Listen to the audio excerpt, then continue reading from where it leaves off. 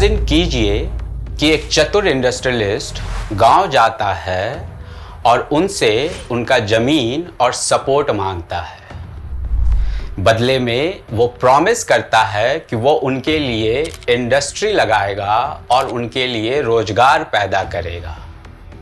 वो उनके विकास के लिए वहाँ हॉस्पिटल, एजुकेशन और इंफ्रास्ट्रक्चर जैसी चीज़ों को लगाएगा। ठीक वैसा ही होता है, इंडस्ट्री भी लग जाता है, गांव के लोग उन्हें सपोर्ट भी करते हैं और धीरे धीरे समय गुजरने लगता है। गांव के मासूम लोग उस इंडस्ट्री में जी तोड़ मेहनत करने लगते हैं और कई वर्ष गुजर जाने के बाद उन्हें यह रियलाइज होता है कि उनकी हालत पहले से ज़्यादा खराब हो गई है।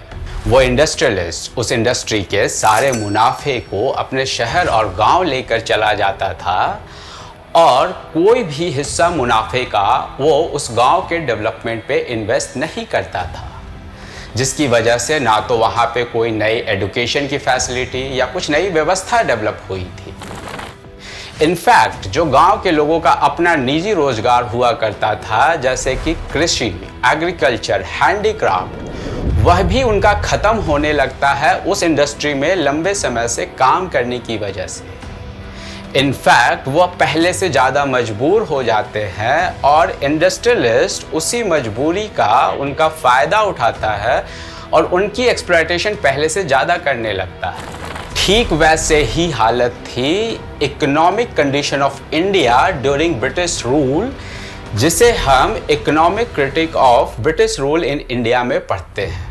हमारे इनिशियल थिंकर जिनका यह भरोसा था कि ब्रिटेन के आ जाने की वजह से इस देश में सोशल चेंजेस आएंगे, सोशल प्रोग्रेस होंगे, जिसकी वजह से यहाँ का सोशियो इकोनॉमिक डेवलपमेंट पहले से बेहतर होगा।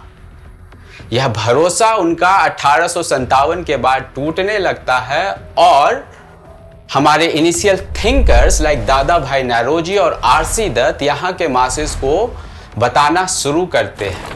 ठीक जैसे उस गांव के कहानी में कोई हीरो जागा होगा जो उस गांव वालों को बचाया होगा, हमारे थिंकर भी वही इनिशियल हीरोज थे जो यहाँ के मासेस को बताना शुरू करते हैं कि ब्रिटिश के आने की वजह से इस देश में गरीबी और भुखमरी पहले से ज़्यादा बढ़ गई है। ब्रिटिश एक कॉलोनियल गवर्नमेंट है जो यहाँ के लेबर और रॉ मटेरियल को यूज़ करके यहाँ के प्रॉफिट को अपने देश लेकर चली जाती है। दिन ब दिन हमारे अपने निजी इंडस्ट्री और रोजगार ब्रिटिश के कॉलोनियल पॉलिसी की वजह से टूट रहे हैं, जिसकी वजह से हम हर दिन डिपेंडेंट कॉलोनीज बन रहे हैं, एक गुलाम देश बन रहे हैं। चूँकि इकोनॉमी के इश्यूज, पॉवर्टी और हंगर इतने कॉमन इश्यूज होते हैं जो मासेस के सफरिंग से बहुत इजीली कनेक्ट कर जाते हैं। ये इकोनॉमिक और सोशल अवेयरनेस यहाँ के पॉलिटिकल लीडर को एक रास्ता देती है ताकि वो यहाँ के अनअवेयर मासेस को ब्रिटिश के कॉलोनियल गवर्नमेंट के खिलाफ जोड़ सके, उन्हें जगा सके। और ठीक इसी तरीके से इस देश में नेशनलिज्म धीरे धीरे पीक पर आने लगता है। Thank you.